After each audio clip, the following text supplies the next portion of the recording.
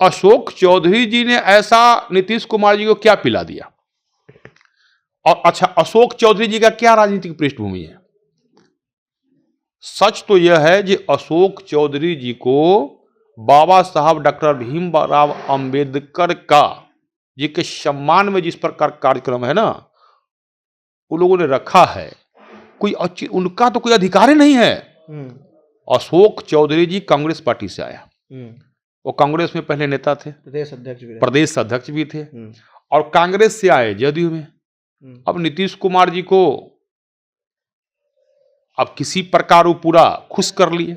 अब कैसे कर लिए खुश तो वो जाने, लेकिन किसी प्रकार अंदरूनी बात है। जिस प्रकार साजिश के तहत मुख्यमंत्री जी के साथ संज्ञान है या नहीं, लेकिन उन पर जिस प्रकार से प्रभाव पड़ते चला जा रहा है साजिश का, और वो कामयाबी उन लोगों को दिखाई दे रहा है। अब लग रहा है ये कामयाबी दिखाई दे रहा है, मुख्यमंत्री जी पर साजिश का असर पड़ने लगा है। तो आखिर मुख्यमंत्री का उत्तराधिकारी कौन बनेगा? लोगों को लग रहा है लोगों को लग रहा है जी अशोक चौधरी उत्तराधिकारी है। अब उसी में अन्य नेता देख रहे हैं जो हम कहीं छूट नहीं जाए। तो इसलिए यहाँ जिस प्रकार जो होर लगा हुआ है पुतला जलाने का, जनता दल के नेताओं को यह लग रहा है नीतीश कुमार जी बिहार सरकार के मुख्यमंत्री जी के मति मारी गई है, बुद्धि भ्रष्ट होते जा रहा है, मेमोरी लॉस होते जा रहा है। उस समय से उत्तराधिकारी बनने का होर लग गई है। नीतीश कुमार जी को जिस साजिश के तहत लोग उनको मेमोरी के लॉस करते जा रहा है, जिसका घटना आपको विधानसभा के सदन में लगातार 2 दिन तक आप सबों ने देखा। प्रथम दिन महिलाओं का अपमान, शर्मसार कर देना, दूसरे दिन दलित महादलित जीतन राम मांझी जी और पूरे बिहार के दलितों का अपमान, एवं प्रकार से घटना जो घटती आ रही है। एक तरफ भीम संसद का आयोजन और उस भीम संसद में नेता बनकर उभरे अशोक चौधरी, और दूसरी तरफ ये कहना कि भीड़ हमने जुटाई, भीड़ हमने बुलाई। लेकिन अब एक ऐसा ऑडियो वायरल हो रहा है जिस ऑडियो में रत्नेश सदा ये कहते हुए दिख रहे हैं कि अशोक चौधरी का पुतला जलाओ ना। बाकी हम इस ऑडियो की जनता जंक्शन जो है वो पुष्टि नहीं करता है। उससे पहले नमस्कार, आप जनता जंक्शन देख रहे हैं और मैं हूं आपके साथ आशुतोष उपाध्याय। हमारे साथ लखिंदर पासवान जी हैं, SC/ST प्रकोष्ठ के प्रदेश अध्यक्ष भी हैं, विधायक भी हैं। क्या कहिएगा, जदयू में तो होड़ मच गया है अब कि भैया हम फर्स्ट तो हम फर्स्ट, बिहारी फर्स्ट और बिहार फर्स्ट वाला बात नहीं है। देखिए, सबसे पहले तो आपके चैनल के हम बहुत बहुत बधाई देते हैं, आपके दर्शकों के भी, जुड़े हुए लोग को बधाई देते हैं। देखिए, सही उठाया। जब से लोगों को यह लग रहा है, जनता दल यू में, जनता दल यू के नेताओं को यह लग रहा है नीतीश कुमार जी बिहार सरकार के मुख्यमंत्री जी के मति मारी गई है, बुद्धि भ्रष्ट होते जा रहा है, मेमोरी लॉस होते जा रहा है। उस समय से उत्तराधिकारी बनने का होड़ लग गई है जनता दल यू में। और उस उत्तराधिकारी बनने के होड़ में हम छूट नहीं जाए, स्थिति है। ये पकड़े तो कौन पकड़े, उत्तराधिकारी कौन बने। अब बिहार के मुख्यमंत्री जी कभी किसी को कंधे पर सर धर कर होते हैं, तो कभी जिंदे में उसको पुष्पांजलि कर देते हैं।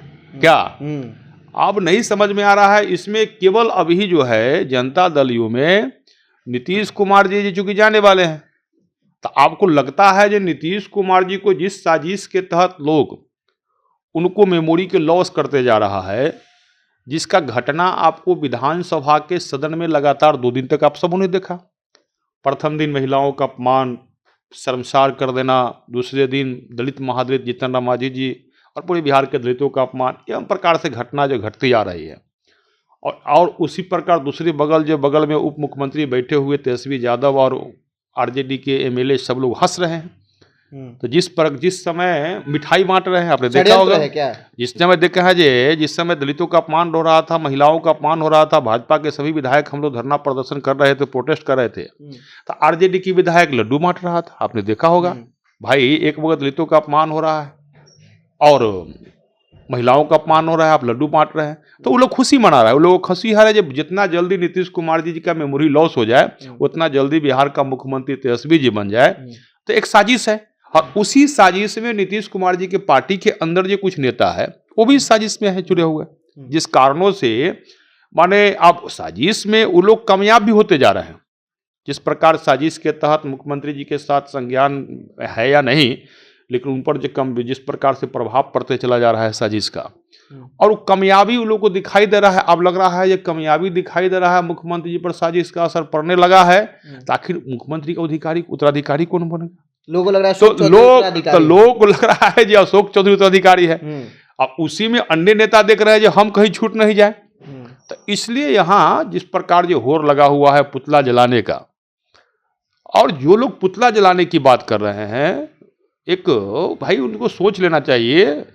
ये बिहार सरकार में मंत्री है, सामाजिक कल्याण मंत्री है, उनको सोचना चाहिए ये अशोक चौधरी जी ने ऐसा नीतीश कुमार जी को क्या पिला दिया, और अच्छा अशोक चौधरी जी का क्या राजनीतिक पृष्ठभूमि है।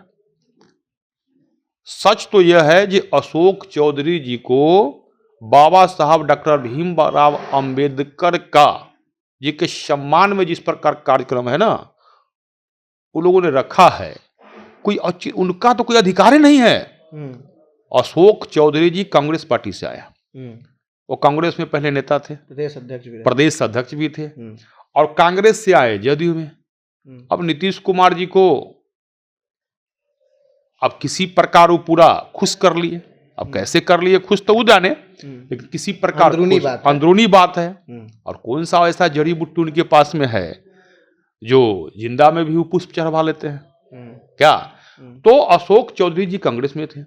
उस कांग्रेस में अशोक चौधरी थे जिस कांग्रेस ने बाबा साहब डॉक्टर भीमराव अंबेडकर जी को लोकसभा में जाने नहीं दिया। लोकसभा एमपी के चुनाव कांग्रेसियों ने हराया, बाबा साहब को भीमराव अंबेडकर जी को लोकसभा में जाने से रोका। वैसे कांग्रेसी परिवार से आए हैं। दूसरा, कांग्रेस के लंबे समय तक प्रथम प्रधानमंत्री बने, और उस समय से लंबे समय तक माने 1947 से लेकर 1989 तक बाबा साहब डॉक्टर भीमराव अंबेडकर जी को भारत रत्न से सम्मानित नहीं होने दिया। उस कांग्रेस पृष्ठभूमि से अशोक चौधरी जी आए हैं। तो अशोक चौधरी जी को तो बाबा साहब भीमराव अंबेडकर जी को नाम लेने में शर्म लगना चाहिए। अशोक चौधरी जी, आप उस कांग्रेस परिवार से आए हैं जिसने बाबा साहब भीमराव अंबेडकर को हमेशा अपमानित करने का काम किया है, और आज आप दलितों का नेता कहां से है भाई? और किसी मंत्री को आप बैठा देते हैं डांट के, जो दलित समाज से आते हैं, महादलित समाज से आते हैं। आपको लगता है जी सही उत्तराधिकारी हम ही हैं। और जो आपने सभा किया बाबा साहब के नाम पर, दलितों को जो जुटाने का काम किया समाज के लोगों को, वो तो जदयू के सब कार्यकर्ता उसमें था, ज्यादातर दलित समाज के लोग तो बहुत कम थे उसमें। इसलिए इन लोगों को कोई औचित्य नहीं रह गया। और बाबा साहब डॉक्टर भीमराव अंबेडकर जी को सम्मान भारत रत्न से कब मिला? 1989 में जब वीपी सिंह का सरकार बनी देश में, और भारतीय जनता पार्टी के समर्थन से जब देश में वीपी सिंह प्रधानमंत्री बने, तो 1990 में बाबा साहब भीमराव अंबेडकर जी को भारत रत्न से सम्मानित कराया गया। तो इतना लंबे वर्षों तक क्या अशोक चौधरी और जो आज कहते हैं जो बाबा साहब भीमराव अंबेडकर जी को सम्मानित हम कर रहे हैं, मान सम्मान, हम उनको ख्याल नहीं है? भारतीय जनता पार्टी ने मान सम्मान दिया उस समय, वीपी सिंह की सरकार बनी उस समय। तो अशोक चौधरी जी अगर जदयू में केवल होर लगा हुआ है कि नीतीश कुमार जी जल्दी जाने वाला है, तो सच्चा उत्तराधिकारी कौन?